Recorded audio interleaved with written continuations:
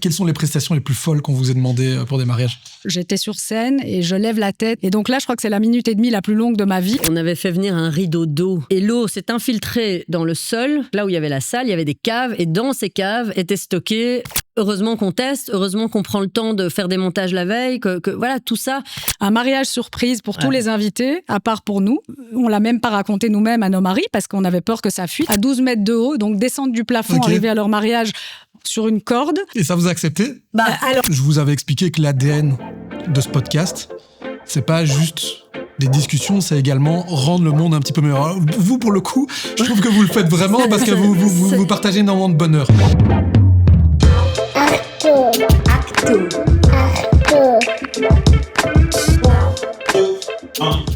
Aujourd'hui, j'ai l'immense plaisir de recevoir Sharon et Émilie de Invite Out, sans doute les event planners les plus en vogue de Belgique. Elles vont nous expliquer leur carrière complètement atypique. On va ensuite aborder l'envers du décor, des sujets un petit peu plus profonds, tels que le fait que vous devez de plus en plus innover pour divertir les jeunes qui sont de plus en plus absorbés par leur téléphone. Et puis, nous irons bien évidemment sur l'action concrète pour rendre le monde un petit peu meilleur. Alors, Sharon et Émilie, bonjour. Bonjour Isaac.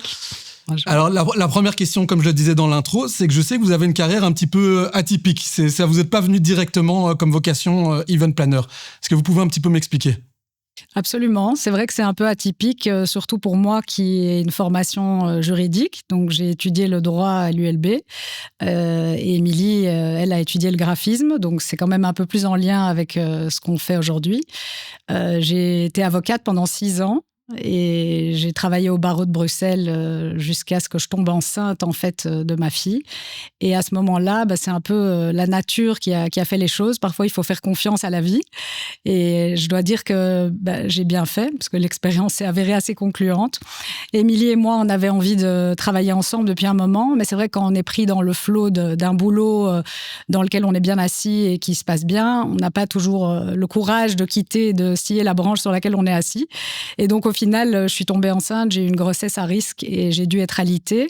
Et c'est à ce moment-là qu'on a pu se dire qu'on mettait notre projet en œuvre. Après, le projet est venu bien avant. Mais c'était quoi le projet, juste pour être sûr ? À la base, le projet, c'était plutôt un projet graphique. Je vais peut-être te laisser enchaîner sur le début. Ouais, en fait, c'est vrai que moi, j'ai eu donc une formation de graphiste. Je suis sortie des études, j'ai fait un stage dans le domaine de la pub. On savait qu'aux États-Unis, le marché justement de tout ce qui était invitation et impression en général, donc tout le stationery était très développé, beaucoup plus que chez nous. Et donc on a pris la décision de partir là-bas à New York, où il y a une très grande foire chaque année, où ils présentent vraiment une variété d'invitations et de prints assez incroyables. Bon, Sharon, à ce moment-là, était alitée, malheureusement. Donc, je suis partie seule pour une première. Et de là, en fait, c'est parti. On a ramené des collections des États-Unis. De quoi ? Des collections d'invitations ? Des collections d'invitations. En fait, c'était des collections ouais, il y avait toutes sortes de productions. En fait, c'est de la production vraiment hyper poussée, quoi. Donc, c'est un marché incroyable. Mais donc, votre projet initial, en fait, c'était pas l'événementiel. C'était pas du tout l'événementiel. Non, c'est pour ça que je dis que c'est quand même en lien avec ce qu'Émilie a étudié, parce qu'au départ, c'était le studio. Et ce qui est incroyable, c'est que quand on a découvert ce qu'il y avait là-bas, on avait l'impression que c'était un marché immense qui s'offrait à nous, parce qu'aux États-Unis, les gens sont capables de payer $100 pour une invitation, pièce. Voilà. Et donc quelqu'un qui a 300 invités, il met 3 000. C'est des trucs de fou. Donc, c'est-à-dire que le thème de la fête, c'est le basketball. La matière de l'invitation, c'est le ballon de basket à plat. Okay. Donc, tout ce genre d'éléments-là font que les prix des invitations étaient ahurissants. Et on ne s'est pas tout de suite rendu compte que ça correspondait pas tout à fait au marché belge, raison pour laquelle on a dû se diversifier et justement où les compétences d'Émilie sont devenues très intéressantes puisqu'on a pu reproduire nous-mêmes sans faire appel du coup aux collections qu'on avait ramenées. Mais tu dis le marché belge était pas très réceptif à ça. En fait, le marché belge, il est assez classique et conservateur. Donc quand tu veux leur proposer des invitations ou des prints ou une petite création, ça va très vite se limiter à un joli papier, une belle typo, une couleur d'impression, un petit motif d'alliance pour mentionner que c'est le mariage. Enfin, ça reste très limité, c'est très classique. C'est l'offre qui était très limitée. Avant de voir comment vous avez bifurqué alors vers l'événementiel, moi, ce que je me demande, c'est à ce moment-là, vous avez lâché quand même 2 carrières assez qui étaient quand même en réussite. Vous vous êtes pas dit stop, on arrête les frais là et on revient à notre carrière initiale? Pas une à seule aucun fois. moment, parce que dès qu'on a commencé en fait le studio, ça a tout de suite pris pour commencer. Ça a tout de suite marché. Après, on faisait des invites, mais on faisait aussi toute l'identité visuelle pour des événements, donc les noms de table, les impressions, voilà, pour définir un peu les identités visuelles. On imprimait des espèces de journaux. Enfin, voilà, on essayait de créer justement, de proposer quelque chose qui n'existait pas vraiment. Et c'est un peu comme ça qu'on a mis un pied dans le milieu de l'événementiel, en fait. Et donc, c'est quand qu'il y a eu le tournant où vous vous êtes dit, bon, maintenant, on est event planner? En fait, on nous a demandé plusieurs fois. Au départ, on refusait parce qu'on se disait, c'est pas notre métier. Et au départ, c'était des gros trucs. C'était des mariages, etc. Et donc, on se disait, on n'est pas capable. Et au fur et à mesure, on a fait face à des demandes un peu plus, on va dire, raisonnables. Ah. Et on a accepté de faire un anniversaire de 45 ans. Et en fait, là, on s'est dit, c'est peut-être à notre portée, et on s'est lancé là-dessus. Et c'est vrai que moi, j'étais assez attirée par ce milieu depuis assez longtemps, et c'est quelque chose dans lequel je me sentais assez à l'aise. Je me sentais, ça me semblait pas insurmontable. Donc, on s'est dit, bon, on se lance. Au mieux, ça marche. Au pire, ça marche pas. Le risque, il n'était pas non plus gigantesque, à part l'idée de se planter, quoi. Et c'est à quel moment que vous avez pris une autre dimension où là, vraiment, ça a décollé à fond au niveau événementiel? En fait, les 2 premières années, on se profilait pas du tout comme ça. On continuait le studio graphique qui, lui, tournait vraiment bien aussi. On n'a jamais arrêté vraiment de bosser pour le studio. Et puis, quand la demande est devenue de plus en plus, on va dire, elle était grandissante, quoi. En fait, on ne pouvait plus ne pas se profiler comme ça. Donc, le bouche à oreille, les gens parlaient, assistaient à nos événements, trouvaient que c'était différent. Et puis là, c'est parti, quoi. On n'est pas... Et pour parler des événements plus concrètement, c'est quoi la pire crise auquelle vous ayez dû faire face? Justement, quand je disais il y a des responsabilités, moi j'ai en tête un événement au casino de Knock où j'étais sur scène et je lève la tête et je vois un spot. On a souvent beaucoup de machines au plafond et les spots sont accrochés. Mais par-dessus l'accroche, tu as encore une sangle de sécurité, normalement. Okay. Mais évidemment, comme je disais de nouveau, on est responsable, mais c'est pas nous qui allons accrocher le spot. Et donc, je vois que ce spot tourne à vide, donc a perdu, si tu veux, son attache. Mais je ne sais pas à ce moment-là si la chaîne de sécurité a bien été accrochée. Okay. Et donc là, je crois que c'est la minute et demie la plus longue de ma vie quand, dans mon intercom, je demande à mon responsable technique d'aller voir, de monter sur le toit, parce que si ce spot tombe, évidemment, sur la tête d'un invité, c'est des tonnes. Donc, oui, et peu importe la responsabilité, t'as pas envie de savoir exactement. La responsabilité, elle est pour moi, quoi qu'il. Peu importe, c'est même juste si même c'est le pas moi drame doit qui être évité. Le drame, c'est ça, derrière. Donc, on n'a pas eu de drame cette fois-là, mais c'est pour ça, tout ce genre d'éléments-là, c'est beaucoup dans ma tête avant les événements, et c'est pour ça qu'aussi, je vérifie toujours 10 fois les sorties de secours, etc., dans ce qu'on peut. On a eu un autre truc aussi, où il y a eu on avait fait venir un rideau d'eau. Truc d'Allemagne qui C'est quoi un rideau d'eau? Le principe du rideau d'eau, c'est que c'est un espèce des gouttelettes d'eau, voilà, qui à travers lesquelles tu peux programmer un visuel. Donc tu programmes par ordi, si tu veux, des mots ou des dessins, etc. Et les gouttelettes tombent et forment, si tu veux, les dessins. Bon, la gouttelette, elle tombe tout droit. Okay. Et il y a un bac de récupération en dessous. Sauf que ils ont installé leur truc et il y avait une fuite dans le bac. On a fait le montage pendant toute la nuit. Ça a duré. On faisait des essais et en fait, on n'a pas su tout de suite, évidemment, qu'il y avait une fuite dans le bac d'eau de récupération. Et l'eau s'est infiltrée dans le sol. Et en dessous de là où on était, donc là où il y avait la salle, il y avait des caves. Et dans ces caves étaient stockées des œuvres d'art pour une foire d'art qui suivait 2 jours après. Donc c'était à Tour et Taxi. Donc voilà, on a vraiment eu un coup de stress à ce moment-là. Et bon, évidemment. Donc qu'est-ce qui s'est passé? Il s'est rien passé, et qu'heureusement on s'en est rendu compte à temps et qu'ils ont pu arrêter le truc. Et surtout, heureusement, on était assurés au cas où. Mais c'est quand même des coups de stress que t'as pas envie d'avoir. C'est des choses auxquelles tu ne penses pas nécessairement avant, mais que heureusement qu'on teste, heureusement qu'on prend le temps de faire des montages la veille, que voilà, tout ça, c'est aussi, ça fait partie un peu de la responsabilité qu'on a et qui va aussi déterminer souvent les choix de prestataires avec lesquels on va travailler. Mais donc c'est pas mal parce que là au final ça s'est à chaque fois bien terminé. C'est ça, j'allais dire parfois ces crises ça prend aussi une tournure assez agréable. On a eu un cas où on a une fois les plombs d'un événement qui ont sauté, on l'a eu 2 fois, une fois sur un événement mariage et une fois sur une communion. Et en vrai, la fois où c'était à la communion, les gens ont commencé à chanter puisque la musique s'est arrêtée et ça a rendu le truc super convivial. Donc parfois ça prend une tournure à laquelle on s'attend pas. Et ça vous avez dû faire quelque chose, c'est vous pour que ça prenne. Oui. Non, je pense que le truc s'est arrêté. Il se trouve que l'ambiance était vraiment hyper chouette. C'était chaud, les gens étaient super motivés, c'était une chouette fête. Et du coup, tout s'arrête en un coup.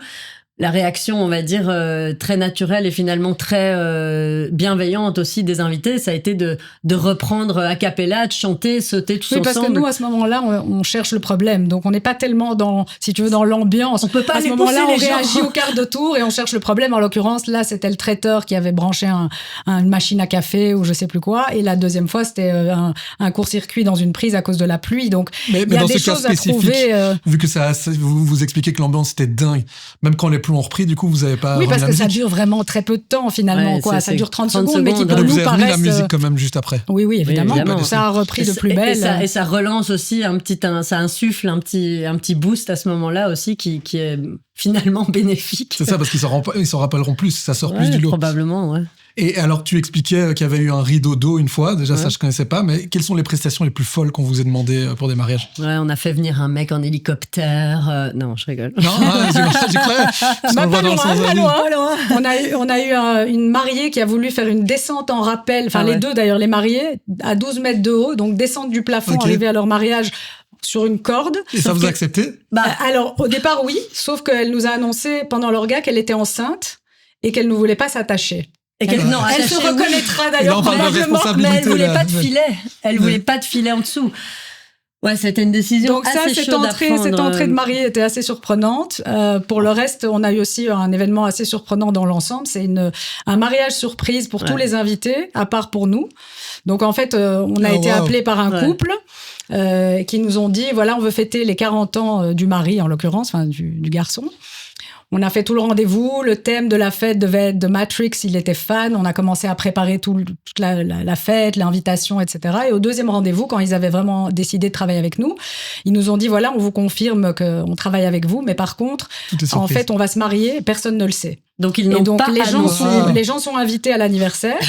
Et jusqu'au bout, on l'a même pas raconté nous-mêmes à nos maris parce qu'on avait peur que ça fuite puisqu'on était évidemment les seuls au courant. Même les parents des mariés ne l'étaient pas. Et donc, arrivé à la fête, le cocktail se passe tout naturellement. On avait juste sur l'invitation écrit No jeans, high heels pour que les gens soient un peu habillés. Ah, bien sûr. Et les mariés étaient au cocktail, habillés tout à fait normalement. Et puis à un moment, ils se sont éclipsés et ils ont été se changer. Et à l'entrée en salle, on avait un abat-jour géant sur moteur qui couvrait en fait le dé nuptial. Et au moment où on a lancé la musique, on a soulevé cette espèce d'abat-jour géant. Et là, tout le monde a crié parce qu'ils ont vu le marié et se sont rendus compte qu'ils assistaient au mariage. Alors, il y en avait qui n'étaient pas venus, les femmes qui appelaient leur mari en disant « Quoi, mais t'es pas venu, c'était pas l'anniversaire !» Oui, parce qu'à l'anniversaire, on peut rater le mariage. C'est ça. Et donc, voilà, mais ce qui est génial dans cette histoire, à part dans la réalisation où on s'est vraiment éclaté à réfléchir, à penser tout l'événement, comment révéler le secret, etc. Ce qui est génial dans l'histoire, finalement, c'est ce couple qui décide de se marier. Donc, il la demande en mariage et directement, ils se disent, on va le dire à personne. Donc, pendant 6 mois, je sais pas, quand toi, t'as demandé ta femme en mariage, en mariage, qu'est-ce que t'as fait la première chose? Vous avez pris vos téléphones, vous avez appelé vos familles, vos meilleurs amis. Donc, eux, ils ont pris la décision de directement. Directement, parce que s'ils annonçaient à qui que ce D'ailleurs, je soit... sais pas si tu te rappelles, ce qui était très drôle, c'est qu'ils se sont mariés civilement et qu'ils nous ont envoyé la photo en disant, vous êtes les deux seuls avec qui on peut partager. Ils étaient qu'à 2, du coup, parce qu'ils pouvaient pas annoncer. Et du coup, c'était qui les témoins, alors? Parce qu'il faut au mariage civil, aussi. je suppose qu'ils ont demandé à des gens à la commune, je crois, parce qu'ils étaient vraiment à 2, quoi. Et donc voilà. Après, en fait, tout ce process de nous expliquer tout ce truc, de réaliser que les gars, ils ont jamais dit à personne qu'ils s'étaient fiancés, et puis après penser l'événement, c'était vraiment. Ça, c'est une idée une expérience qu'on a eue une seule fois, je dois dire. C'est ça. Et des prestations folles comme par exemple feu d'artifice, etc. Ça, j'imagine que vous avez déjà eu. Oui, on a déjà fait. Mais c'est quoi le plus fou? C'est par exemple un cracheur de feu. Vous avez on a déjà eu des cracheurs de feu. Pas mal de trucs, mais tout est relatif, quoi. Des serpents, des acrobates. Ça dépend un peu vraiment des prestations de chacun. Ou c'était juste pas possible. Vous vous rappelez un moment où on vous a demandé un truc beaucoup trop fou et vous avez dit non, ça c'est vraiment de la pas possible. drogue. Ah oui. Au premier degré, quelqu'un m'a demandé que vous rameniez. Ouais, au premier de degré. fournir, ouais, bon, ça va. Je veux bien croire. Parce que là, en termes de responsabilité, Parce que c'est là, pas fou. non plus. voilà, chacun fait ce qu'il veut, mais si on doit être responsable On a derrière quand même d'un- des limites. Alors, à part ça, il y a un film ultra connu sur l'organisation des mariages, c'est Le sens de la fête. Ouais. J'imagine que vous On a l'avez adoré, dû on voir, l'a vu. voilà. Quels sont les parallèles que vous en pouvez en tirer pour ceux... C'est vrai? Ce film est d'une finesse. Chaque personnage est travaillé, mais que ce soit le band, le photographe, le traiteur, le marié, enfin tous les personnages sont extrêmement bien caricaturés, mais pas trop, pas tant. Et c'est. On a été le voir avec toutes nos équipes justement au Ouais. cinéma au moment où c'est sorti. Du coup, vous en avez tiré des leçons? Et ou- c'est-à-dire on a beaucoup rigolé, surtout tous ensemble, parce qu'effectivement chacun peut se reconnaître et comme dit Émilie, les personnalités sont vachement exacerbées, mais au final on se reconnaît tous Ouais. là-dedans. Et c'est vrai que au moment où chacun se retrouvait à l'écran, c'est vrai on avait notre décoratrice, on avait La technique. notre responsable technique, un traiteur, etc. Et c'est vrai que toutes ces personnalités-là, la musique, chacun est vachement bien représenté à travers les différents personnages du film. C'est ça. Ouais. Je vais vous montrer une scène qui m'a particulièrement plu, et c'est d'ailleurs une des scènes les plus connues du film. Vous allez réagir et vous allez me dire un petit peu, on va en discuter parce que vous allez voir pourquoi ça peut être intéressant. La réflexion par rapport au devis, Ah oui. peut-être de passer directement au plat principal, parce que comme on se situe déjà dans le haut de la fourchette, Ah non. Non, je ne crois pas que vous soyez dans le haut de la fourchette. Vous êtes dans la fourchette standard. Mais si vous voulez, on peut réfléchir ensemble sur l'entrée. Faire quelque chose de plus léger. Donc de moins cher. De plus léger. du coup, c'est comme pour le photographe que vous nous avez proposé. Voilà, on se disait si on enlève les bords blancs autour des photos, par exemple, est-ce que ça réduirait pas un peu le coût? Retirer les bords blancs. Oui. Mais je vais me renseigner. Je suis pas certain, hein. Mais je vais poser la question. Il faut aussi qu'on parle de la décoration florale. Ah oui, on se disait niveau budget, les centres de table en orchidée sont peut-être un peu trop. Écoutez, moi, baisser le budget, on l'a déjà fait plusieurs fois. Hein. Je suis pas contre essayer encore. C'est pas un problème. C'est l'idée, Ouais. hein, je vous cache pas. J'avais un peu compris, je vous cache pas. Mais c'est ce que je dis souvent aux clients. Vous avez choisi une salle magnifique, hein, en plein Paris, dans un hôtel de luxe. Vous recevez 200 personnes. Hein, et ça peut pas être n'importe quoi. C'est un mariage, hein, c'est pas une kermesse. Donc, il faut maintenir un certain standing. Et donc, ça signifie un certain prix. On peut pas baisser indéfiniment. Ça. Écoutez, en fait, pour être franc, on a l'impression que vous n'avez pas très envie de nous aider à trouver des solutions là. Ah bon? Et pourtant, il me semble quand même que j'ai essayé de vous accompagner, que j'étais plutôt à l'écoute. Non En fait, on trouve que vous êtes pas très inventif. Voilà, c'est ça. Vous n'êtes pas très inventif. Inventif? Alors là, pour le coup, il me vient quelque chose d'assez inventif. Oui. On supprime l'entrée. Je vous suis là-dessus. Très bien. Là, je suis complètement. C'est vrai. C'est une bonne idée. Mais on fait aussi l'impasse sur le plat principal. Et alors, où c'est inventif, vous demandez aux gens d'apporter des Tupperware. Avec des carottes râpées, des œufs durs. Certains préparent des salades à la maison. Vous demandez, par exemple, à quelqu'un d'apporter de la bière, et puis à un autre d'apporter de la limonade, ce qui permet de faire des panachés. Parce que si vous voulez, je peux avoir d'autres idées, et là, je vous garantis que vous serez dans la partie, mais basse de la fourchette. Vous serez même dans le manche. D'accord. On va réfléchir, hein. Excusez-moi, hein, je me suis un peu emporté. Voilà, donc en gros, on voit une scène qui est un petit peu caricaturée forcément. Pas tant que Mais ça. pas Pas tant que ça. Non, mais ouais. ce qui est génial, si je peux Oui, bien sûr, intervenir, vas-y. c'est que donc tu vois vraiment que le gars il est à bout, il est aigri, il en peut plus parce que voilà, il a déjà traversé tellement d'expériences comme ça. Et dans le film, ce qui est hyper bien exprimé justement, c'est que je sais pas si tu l'as vu le film. Bien ou pas sûr, c'est un En fait, dans le film, depuis le début, donc tu vois qu'il est très aigri. Tu comprends qu'à un moment donné, il a voulu vendre sa boîte parce qu'en fait, il est à bout, il en peut plus. Il a un contrat signé. Bon, tout l'événement se passe, il y a des drames, il y a des trucs et des machins. Et puis, je sais pas si tu te rappelles, à la fin du film, donc où ils ont eu pétage de plomb, tout qui a sauté, la cuisine qui fonctionnait pas, le marié qui s'est envolé. Enfin bref, le photographe qui s'est tapé la belle-mère derrière le buisson. Enfin, il y a tout qui est parti vraiment dans tous les sens. Tout ce qui pouvait aller mal a été mal. Tout ce qui pouvait aller mal. Et à la toute fin, donc quand il n'y a plus d'électricité, plus rien, en fait, il y a toute son équipe à lui, tout son personnel à lui qui s'est mis dans une pièce. Ils ont allumé toutes les bougies. Ils se sont mis à la guitare. Ils ont pris les instruments. Et en fait, ils sont avec tous les invités et ils chantent. Et c'est comme ça un moment vraiment magique. Et c'est un moment hors du temps. Et c'est un moment hors du temps. Et tu vois que les invités sont complètement amazed de ce qu'ils sont en train de vivre. Et lui, il revient à ce moment-là et il voit toute son équipe en train d'avoir donné de leur personne. Et il se rend compte à quel point, voilà, ce métier est formidable et magique, le bonheur qu'on peut donner aux gens. Et addictif. Enfin, et c'est vrai que c'est un... Voilà, c'est très très bien exprimé dans ce film parce que malgré la caricature et le côté un peu rigolo, au final... Il était à bout, mais il n'arrive pas à vendre parce donc c'est représentatif quand même, quoi. Ouais, très très très finement en fait. C'est ça. Mais si on revient spécifiquement à cette scène, alors là je vais parler de mon expérience personnelle. Donc en fait, Oriana et moi on devait se marier et il se fait que c'est tombé en plein Covid, donc en 2020, et on devait se marier à l'étranger. Et du coup, après 3 reports à l'étranger, on a décidé le Covid ça a l'air de durer. On a pris une décision, on va se marier en Belgique, et du coup on a perdu beaucoup d'argent dans les acomptes. Donc on a dû être un peu plus créatif et trouver des moyens d'économiser de l'argent. Alors moi, je m'en rappelle un qui était un petit peu... c'était un traiteur qui m'avait donné cette idée. En fait, à la base, le traiteur demandait... J'invente que je connais plus les chiffres exacts, mais c'était plus ou moins ça, 150 € par personne. Et l'idée qu'on m'avait donnée, c'est mais demande-lui s'il n'a pas un mariage juste avant. Et si oui, tu calques ton menu sur le menu du mariage juste avant. Et vu qu'il achètera des plus grosses quantités, ça permettra de diminuer à mort le budget. Et il se fait qu'effectivement, de mémoire, on avait quand même gagné une histoire comme 20 € par personne.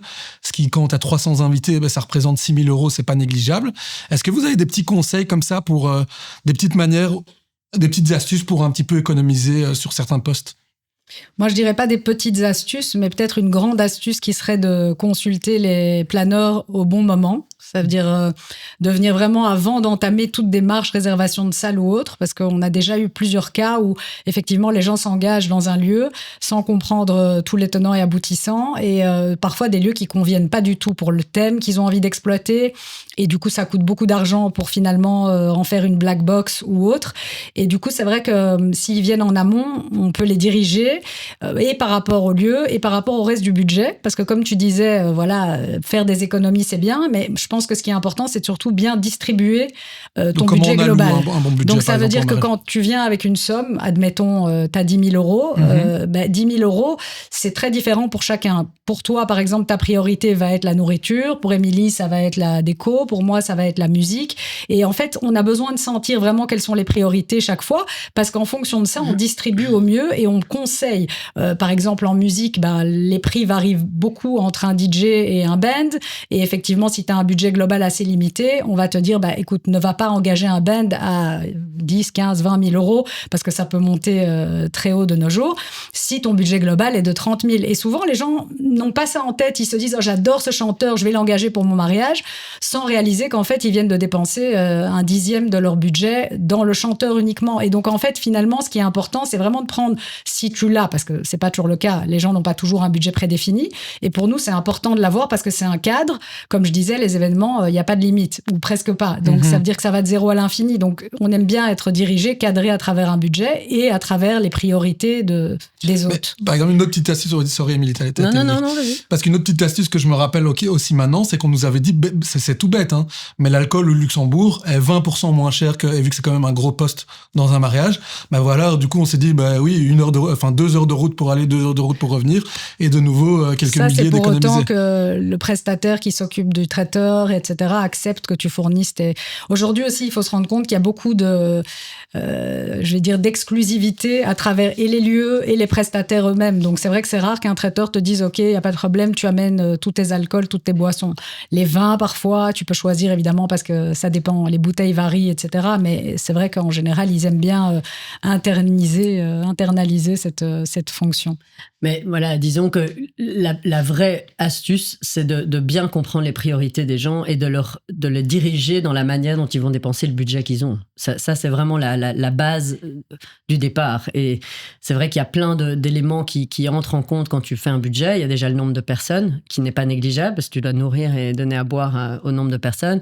Et voilà, on va toujours essayer de creuser, ou en tout cas de sentir au mieux ce qui est important pour le client et ce qui l'est moins. Donc, aussi de maximiser les prestations. Tu vois, si tu engages quelqu'un, nous, on connaît pas mal de prestataires et on sait à quel moment on peut le placer. Donc, par exemple, tu prends un chanteur, on va privilégier, si les moments se présentent, un chanteur qui peut faire le cocktail, le dîner et la soirée, par exemple. Ça te permet d'éviter d'engager 3 personnes. C'est ça. Mais ça, les gens ne le savent pas nécessairement. Et donc, c'est vrai que c'est important de se faire aider à ce niveau-là, en amont, encore une fois. C'est ça. Donc, en fait, vous avez un coût, mais vu que vous faites économiser grâce à tous vos conseils, l'un dans l'autre, ça Absolument, et c'est pour fait. ça que j'invite à venir le plus vite possible, parce que c'est vrai que parfois, je ne vais pas dire c'est trop tard, parce qu'on intervient quand les gens nous appellent, mais c'est dommage parfois, parce qu'on se rend compte qu'ils auraient pu économiser s'ils nous avaient appelés avant. C'est ça. Et alors, tu parlais de chanteurs. Je sais pour fait que vous avez déjà eu des personnalités quand même dans les mariages. Ouais. Il y a des personnalités qui vous ont marqué justement par leur générosité, en fait, qu'ils aient été pris par exemple pour faire une chanson et qu'au final sont restés à en faire 10. Absolument. Ça vous vient en tête? Récemment, Benjamin Biolay, qui a été extra, qui a vraiment dépassé, on va dire, le timing qui était alloué. Christophe Mahé aussi, qui est venu plusieurs fois, qui donne tout son cœur et qui, lui, regarde vraiment pas sa montre. Stromae, qui a été génial. Et bon, c'était à l'époque d'Alors on danse. Donc, il est incroyable. C'était très chouette. Il descendait sur la piste avec les gens. Il était vraiment hyper généreux, très très humble et enfin il a été super. Donc c'est pas juste une image qui se façonne, c'est vraiment la personne qu'il est. T'as des personnalités qui sont faites pour ça et c'est vrai que pas tous les artistes se prêtent au jeu des événements privés parce que c'est quand même très différent de ce qu'ils font d'habitude sur scène dans des salles de concert où ils ont une distance en fait avec le public.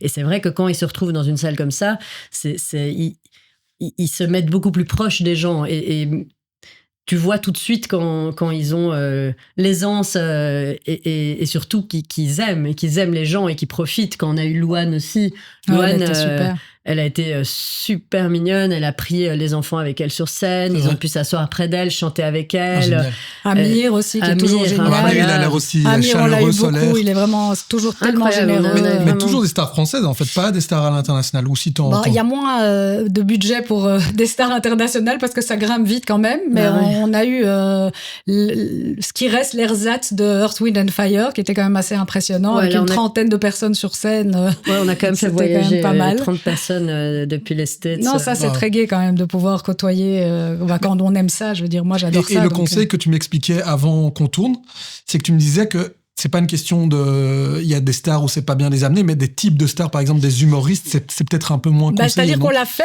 et on a constaté nous-mêmes, je veux dire pas spécialement du feedback des clients, mais de ce que nous on a pu en percevoir, que c'est très statique et au final, ce qu'on a tendance à privilégier dans les événements, c'est quelque chose qui va rendre la soirée dynamique, enfin la soirée ou la journée, peu importe, mais qui va faire bouger les gens, en tout cas les rassembler, en tout cas les rassembler, voilà.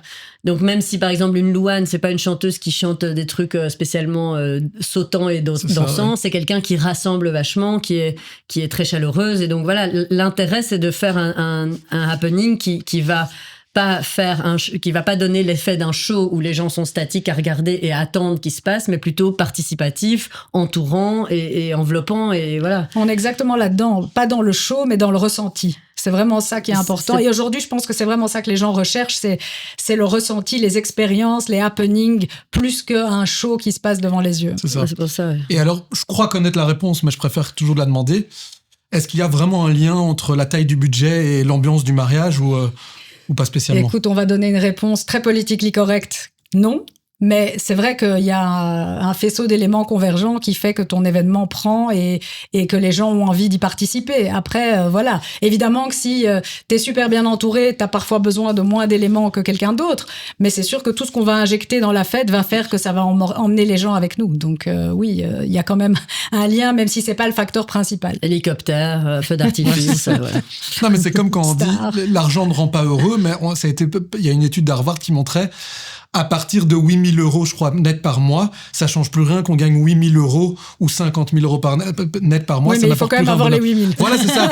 Et donc, c'est ça que je veux dire, c'est qu'à un moment donné, pour le mariage, ça doit être la même chose. Voilà. C'est qu'il y a un minimum, on va pas parler du minimum aujourd'hui. C'est Mais vrai. il doit y avoir, mais après, ça change plus rien, j'imagine qu'on mette 100 000 ou 300 000. Mais il oui. n'existe pas de minimum. À partir du moment où tu invites 10 personnes, 100 personnes ou 400 personnes, ton budget, rien que par là, il est défini aussi. C'est pour ça, je dis. Ouais, mais je veux dire, après, je crois pas que l'ambiance, une fois qu'on passe de 100 000 à 300 000, c'est plus une question de budget, c'est ça que je veux dire. Non, même parfois à l'inverse, parce que c'est sûr que si t'as plein de feux d'artifice, show, artistes, machin, finalement, tu n'as jamais l'ambiance qui prend parce que t'es tout le temps spectateur de choses qui se passent. Donc, effectivement, mais après, voilà, c'est pas toujours ça qui fait que le budget monte. C'est aussi le nombre de personnes, ce que tu leur sers, les boissons qui aujourd'hui coûtent très très cher. Donc, voilà, il y a pas mal d'éléments qui font effectivement vite grimper le budget.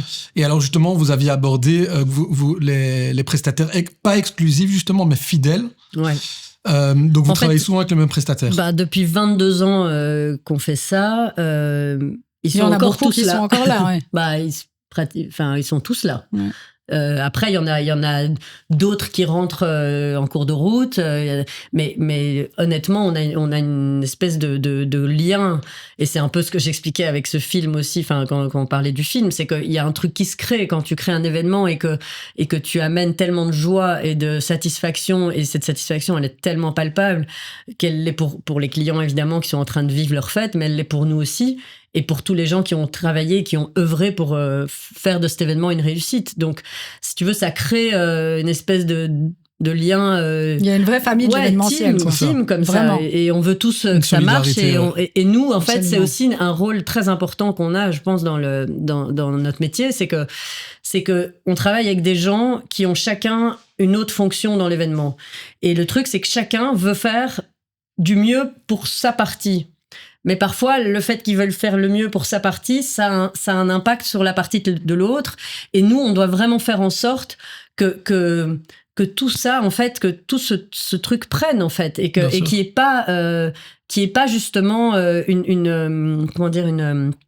une incidence trop forte parce que le DJ voulait pas s'arrêter, ou parce que le traiteur a voulu sortir son plat chaud et que les gens étaient en train de danser, ou parce que... On se rend pas bien compte quand on vit le moment, mais en fait, il y a plein de choses à coordonner. On a une star et qu'on a prévu 40 minutes, qu'elle déborde un peu, mais qu'à un moment, il faut quand même qu'on arrête, parce qu'il faut pas non plus que ça prenne tout le dessus sur la fête. On est là pour fêter des gens. Donc, pour nous, en fait, c'est très important, justement, de garder cette espèce de cohésion durant l'événement, mais aussi dans les équipes, que personne ne se sente lésé, que tout le monde se sente à sa place, qu'il ait la possibilité d'exprimer ce qu'il a exprimé dans son travail, mais que ça continue de marcher pour le client. Et alors, je sais aussi qu'un choix fort que vous avez fait, c'est que vous n'avez jamais mis de budget de pub, c'est que du bouche à oreille. Il n'y a pas de moment où vous vous dites quand même, ça accélérerait peut-être un petit peu notre croissance. C'était pas vraiment un choix de départ. Quand on a commencé en 2004, c'était pas encore vraiment l'ère des réseaux sociaux, des sites web et tout ça. C'était pas, à ce moment-là, c'était pas nécessaire. Ensuite, comme tout le monde, quand tu commences, on a fini par être copié, et donc on s'est dit, mettre des images pour qu'on reproduise exactement ce qu'on a fait, c'était pas vraiment idéal. Et enfin, on est arrivé un peu trop tard, finalement. Après, on s'est dit, le bouche à oreille fait son travail. Est-ce qu'on a vraiment besoin aujourd'hui d'avoir un site ou autre? Parce que c'est vrai qu'aujourd'hui, on n'a même pas de site internet. On n'a pas de site. On a juste Instagram. On a voulu un moment, et puis je sais pas, on a avorté le truc. Oui, parce qu'au final, c'était un peu tard, tu vois. On avait pris un peu le train en marche. Et je pense que ça s'est fait naturellement. Et c'est vrai que le bouche à oreille fonctionne bien, parce qu'au final, il n'y a pas une meilleure pub pour nous que les gens qui assistent à nos events. En vrai, quelqu'un voit une pub de toi ou un encart ou un machin, il sait pas exactement ce que tu as à proposer. Tu vas peut-être parfois perdre plus de temps à faire des rendez-vous avec des gens qui au final vont pas te prendre, alors que si c'est des gens qui ont assisté à ton événement ou qui ont été, tu vois, qu'on a été vivement recommandés, ah là, j'étais à un événement, c'était génial, il faut vraiment que tu les prennes.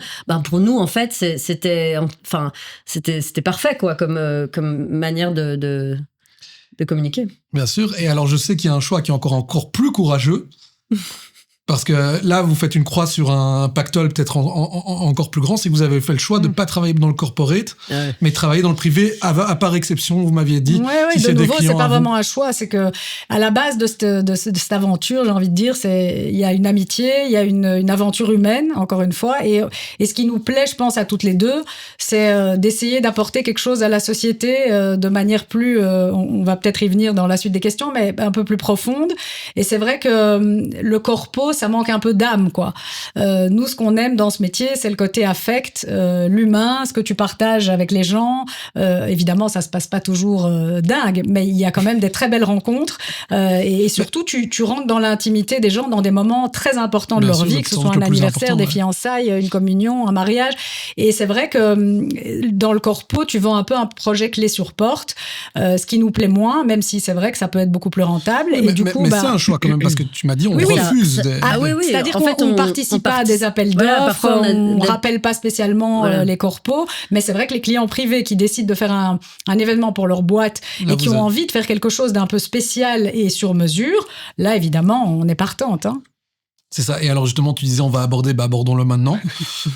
Moi, une des questions qui me venait vraiment le plus à l'esprit, c'est que vu que vous êtes entouré de bonheur, en fait, oui, il y a la partie stress, bien évidemment, Non, avant mais les c'est- événements, mais pendant l'événement. Ça fait comme ça. C'est hyper important. En tout cas, c'est entouré de bonheur, mais est-ce que ça vous rend plus heureuse dans la vie de tous les jours? Vous estimez qu'un évidemment. Tu moment vois le plus pas, stressant Évidemment. Non, mais C'est vrai que vous évidemment, êtes solaire. c'est clair. Je veux dire, c'est un métier où tu es constamment baigné dans le bonheur. Alors oui, il y a la partie émergée de l'iceberg, comme Sharon disait tout à l'heure, mais oui, tu es dans du bonheur, tu es dans de la fête, tu donnes du bonheur aux gens parce qu'en fait, tu imagines un projet pour les gens. Mais ce qu'on dit aussi toujours aux clients, c'est que nous, on ne veut pas que l'événement nous ressemble à nous. Pour nous, c'est très important que l'événement ressemble au client qui l'organise. Donc quand on sort de l'événement, on dit ah là c'était tellement eux. Pour nous, c'est le plus beau compliment. Mais donc oui, on est que dans du bonheur. Alors fatalement, ouais, ça rend heureux Ça de te rendre remplit, les gens. quoi. Oui, Ça te remplit. Moi, de mon expérience personnelle, j'ai perdu ma mère en 2010 et c'était très dur de retourner sur un événement et pourtant, je l'ai fait après 3 semaines, ce qui était vraiment très court. Et au début, je me suis dit, ça va être horrible pour moi d'être dans la fête et tout. Et en fait, ça a été vraiment thérapeutique et c'est ça qui m'a vraiment, si tu veux, re-rempli au fur et à mesure parce que apporter du bonheur aux autres, ça t'en donne également à toi-même. Exactement. Donc, c'est vrai que c'est quelque contagieux, chose le bonheur. d'extra. Vraiment. Bah, c'est-à-dire que c'est quand même magique de pouvoir dire que ton métier, c'est de rendre les gens heureux, quoi. D'ailleurs, dès le départ, on s'était toujours dit qu'on ne ferait que des événements heureux. Ouais. Ça, c'était un motto de départ. Mais c'est toujours le cas, non? Oui, mais on Non, n'a mais- jamais, je veux dire, on n'a jamais failli à cette règle, entre guillemets, qu'on Bon, s'était soit à mis. part les enterrements, Ah bon, qu'est-ce on a qu'il y eu a pas de mal de moins On a demandes. déjà eu des demandes. C'est vrai Ah ouais, bien sûr. Bah, on a refusé. Ouais, Ouais, bah, je c'est- veux bien croire, c'est Voilà. un peu plus... C'est compliqué, quoi. Vas-y, on va mettre l'ambiance. Tu vois. Et alors, par contre, justement, ça, c'était la partie gay que je trouvais de votre métier. La partie que moi, j'ai l'impression d'être un peu moins gay, mais vous allez me dire, bah non, au contraire, c'est génial. C'est que j'ai l'impression que vous devez quand même être un petit peu loin de vos familles régulièrement. Non, ça, puisque c'est pas vous avez génial. beaucoup de C'est pas mariages. génial d'être loin de nos familles, C'est mais, génial. mais c'est notre quotidien depuis 22 ans. Donc, c'est vrai C'est que combien de jours par mois, plus ou moins, que vous devez être à l'étranger? ça dépend. C'est un métier aussi assez saisonnier. Et même si on a du boulot toute l'année, il y a des phases où c'est vraiment toutes les semaines, tous les week-ends, etc. Donc, mais je dois dire que, bon, les maris, on a des maris extraordinaires et Ouais. ils se reconnaîtront et on les remercie parce que c'est vrai que c'est pas facile de vivre ça à nos côtés. L'avantage, Mais c'est qu'ils après- ont connu les débuts. Voilà. Donc, on était avec eux quand on a commencé. C'est ça. Et c'est vrai qu'ils nous ont toujours hyper fort encouragés, soutenus. Je pense qu'ils étaient assez fiers. Et pour nous, c'était clé, quoi. On Et n'aurait nos pas pu faire ça. nos enfants, ils sont nés avec ça aussi. Alors peut-être quand ils étaient petits, c'était un peu plus compliqué. Moi, les miens, ils ont 21 et 18. Et je dois dire que pendant le Covid, à un moment, on a évoqué, parce que c'était le seul moment où on n'avait plus de deadline, l'idée d'arrêter, parce que ça faisait presque 20 ans qu'on faisait ce métier. On s'est dit, bon, ben, pourquoi pas et tout. Moi, mes enfants, ils n'étaient pas d'accord du tout. Ils étaient là, mais tu vas quand même pas arrêter, c'est un métier génial, Non, c'est ça vrai. fait rêver. Mais tu disais pas à ce moment-là, bah, je les prends dans mes valises et eux, ça leur fait des vacances tous les Non, week-ends. parce que la vérité, c'est qu'on n'est pas dispo quand on est. À l'étranger, on n'a pas vraiment le temps de voir du pays, quoi. Quand on part, c'est vraiment la veille de l'événement, on revient le lendemain, on enchaîne. C'est souvent aussi en saison, puisque c'est l'été, les mariages, etc. Et puis, on a aussi un rythme de vie qu'on s'est imposé justement pour pouvoir être là au maximum pour nos enfants et Ah nos oui, on familles. n'est pas du tout démissionnaire. On est ni démissionnaire ni absent. Moi, tu demandes On à est mes juste enfants. crevé. Voilà, c'est ça, on est crevé. On se lève tôt pour rentrer tôt, pour être à temps pour le spectacle ou pour le concert de batterie ou pour. Enfin, on est là à tout ce qui, enfin tout là où il faut être, on y est. Et c'est vrai que la semaine, on travaille du bureau toute la semaine. Mais bon, tous les jours, on va les chercher à l'école, on les emmène aux actis, on est là Non, pour et puis dîner. l'une comme l'autre, s'il y a quelque chose de primordial, que ce soit le évidemment. spectacle de l'école de danse ou la graduation à l'école en fin d'études, on est là, quoi. Voilà. Quoi qu'il a, enfin, il y a une priorité, c'est quand même nos Et enfants. c'est vrai que nos enfants sont hyper fiers. Moi, je veux dire, pareil, ils trouvent que ce qu'on fait, c'est génial. Donc, Donc c'est assez Donc agréable. il n'y a aucun moment où vous vous demandez qu'est-ce que ça ferait si... Si, non, c'est-à-dire que quand on a des week-ends de libre, on en profite de ouf. Enfin, on est super content de pouvoir... Du coup, on en profite Oui, doublement. parce qu'en fait, j'imagine de mai à septembre, vous avez aucun week-end. Voilà. Voilà. Alors, C'est pour ça qu'en janvier, on kiffe nos week-ends. Voilà, donc on profite d'autant plus des week-ends de libre. Mais sinon, c'est vrai qu'on essaye, en tout cas, d'être très présent et... Donc, ils nous soutiennent vraiment beaucoup. Ils sont contents. On le vit pas mal, quoi. Voilà. Pour répondre à ta question. Moi, c'est vrai, perso, j'ai eu des moments de culpabilité quand ils étaient petits. Mais en fait, voilà, ça n'était que moi qui ressentais ça. Mes enfants ne me l'ont jamais fait sentir. Okay. Et même s'il y a eu des périodes où c'était un peu plus dur quand je partais le week-end ou quoi, honnêtement, c'est vite passé parce que derrière, on est satisfait, ça fonctionne, on revient, les enfants sont contents. Enfin, il y a pas. Honnêtement, ça a été très très important qu'ils soient tous derrière nous pour Bien ça. sûr. Et alors, en parlant d'enfants, je sais que vous organisez aussi beaucoup de bar mitzvah, de communion, etc. pour une génération un peu plus jeune. Et vous me disiez qu'une des tendances à laquelle vous faites face de plus en plus, c'est le fait qu'ils soient complètement absorbés par leur téléphone. Et donc, les parents sont en demande, en fait, d'événements où vous arrivez à capter leur attention. C'est-à-dire qu'on ne fait pas face encore à ce problème, parce que j'ai l'impression que tant que tu leur proposes des événements où ils sont, si tu veux, divertis, sollicités, ils sont pas trop sur leur téléphone, mais c'est par contre les parents. Il y a un petit côté... J'ai pas encore vraiment une analyse réelle, mais je trouve ça un petit peu pathétique d'anticiper, si tu veux, le risque que les enfants soient sur leur téléphone en proposant toute une série de choses plus hallucinantes les unes que les autres, des tombolas, si tu donnes ton téléphone et tu gagnes un cadeau, enfin des choses. Oui, parce qu'en fait, les parents sont tellement alarmés par la situation de leur propre enfant, ça retourne un peu le problème, si tu veux, au lieu de, si tu veux, introduire ça dans. Oui, mais je pense que ça se passe quand même aussi beaucoup en amont à la maison, et si les bonnes personnes sont là, il y a pas de raison que tu sois sur ton téléphone si t'es invité à la communion d'un de tes meilleurs amis. Enfin, ça me paraît un peu bizarre. En général, dans les soirées, on met vraiment un point d'honneur aussi quand on imagine la fête, c'est le rythme en fait. Et on essaye de faire en sorte qu'il n'ait jamais de temps mort et jamais de moment où les gens se demandent ce qu'ils font ou ce qui se passe maintenant. Donc c'est une espèce de... comment on dit, j'ai pas envie de dire qu'ils sont otages du truc, mais quelque part, ils n'ont pas le temps de se demander ce qu'ils vont faire après. Et du coup... Tant qu'ils sont sollicités, qu'on les capte et qu'on arrive à réfléchir à des choses qui les font marrer ou qui les attirent ou qui les gardent en tout cas près de nous, ça fonctionne. Mais c'est comme tu disais tout à l'heure, on se rend pas compte dans le flot de l'événement, mais en fait, tout est minuté. Donc, c'est-à-dire qu'on suit une trame qu'on a préparée à l'avance, évidemment avec les familles, avec toutes les surprises qui ont lieu et tout. Et cette trame-là, comme dit Émilie, on les lâche pas. Et donc, j'ai pas vraiment l'impression que jusque-là, on ait vécu des cas où les enfants, hormis les matchs de foot, ouais, quand tu prévois une fête le jour d'un match de la Coupe du Monde où la Belgique ça, c'était déjà le cas il y a 20 ans. Mais alors les gens mettaient un grand écran dans la salle et c'était encore pire parce que du coup les gens passaient leur temps devant l'écran. C'est vrai que ça, c'est compliqué. Après, ça reste un fléau. Et c'est les réseaux sociaux, plus globalement, c'est un autre sujet. Mais c'est vrai que les téléphones, les smartphones, de plus en plus jeunes, ça reste un fléau. Mais du coup, vous voyez aussi ce problème ou pas spécialement? Écoute, moi, ils sont grands. Donc, j'ai donné à 12 ans un téléphone. Pas de regret? Pas de regret, mais ce que je trouve regrettable, c'est qu'aujourd'hui, c'est pas 12 ans, mais 10 ans, si pas 8 ans, et ça devient quand même un peu inquiétant, quoi. Si, après, il faut instaurer des petites règles à la maison, c'est sûr. Pas de téléphone à table, évidemment.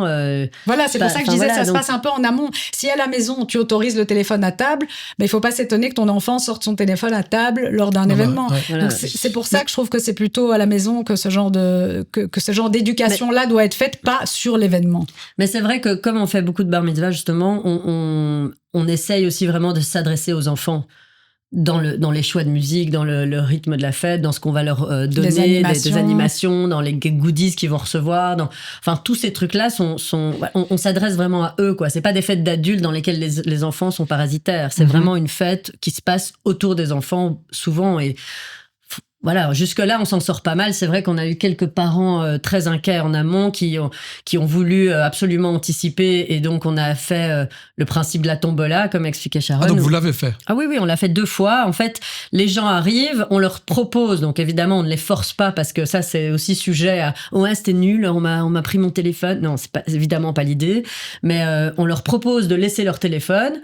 À la suite, et à la fin de la soirée, on tirera au sort un des téléphones et ce téléphone gagnera c'est sympa, un en super vrai, cadeau. l'idée, hein. Moi, ça n'a pas C'est fonctionné. sympa, Mais de nouveau, Si, ça a fonctionné, mais moi je trouve ça un peu dommage de devoir Voilà. en arriver là. Parce que le cadeau, c'est pas un disque, quoi. Voilà. Tu dois acheter un truc que le gosse trouve vraiment extraordinaire. Donc de nouveau, c'est des frais Ouais, quand même bien assez, sûr.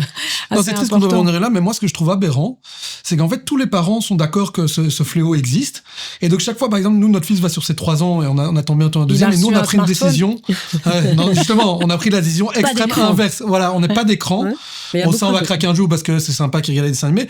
Mais par contre, le pas de téléphone, ça, jusqu'à ses 13 ans, non négociable. Et chaque fois, les parents en me répondent. reparle. Voilà, Dans 10 ans.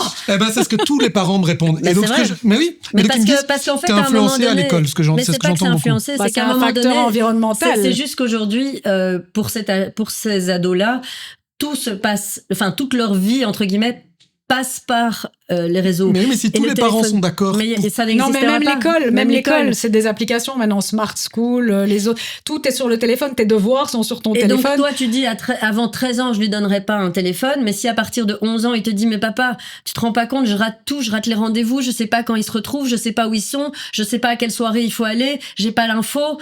J'ai déjà réponse à tout, hein, j'avoue. Vas-y. C'est que, je sais pas si vous avez vu, maintenant ils développent le téléphone spécialement pour enfants, donc c'est plus un smartphone. C'est comme nous on avait à l'époque un Génial. 3310 où on n'est pas figé justement le téléphone. Parce que je reconnais qu'effectivement, même pour les parents inquiets, quand tu sais que ton enfant est au tennis ou quoi, t'aimerais bien qu'il t'appelle une fois que c'est fini et Ouais, tout. puis t'as On se juste demande envie surtout qu'ils se comment sentent faisaient nos out. parents avant sans les Non, téléphones. mais tu veux pas qu'ils se sentent outsider, c'est tout. Quand ton Mais enfant ça veut exprime... dire si tout le monde a, mais c'est pour ça que je dis si tous les parents sont sur Oui, la même oui, mais longueur ça- d'onde, ça, je comprends oui. pas pourquoi en conseil de classe, puisque les conseils de classe c'est avec les parents, on décide pas tous ensemble, parce que tous les parents ils ont pas la même excuse. Oui, moi je voulais aussi, mais une fois que un tel a reçu, j'ai dû donner à mon enfant. Mais ok, mais si on est tous d'accord, alors personne donne non.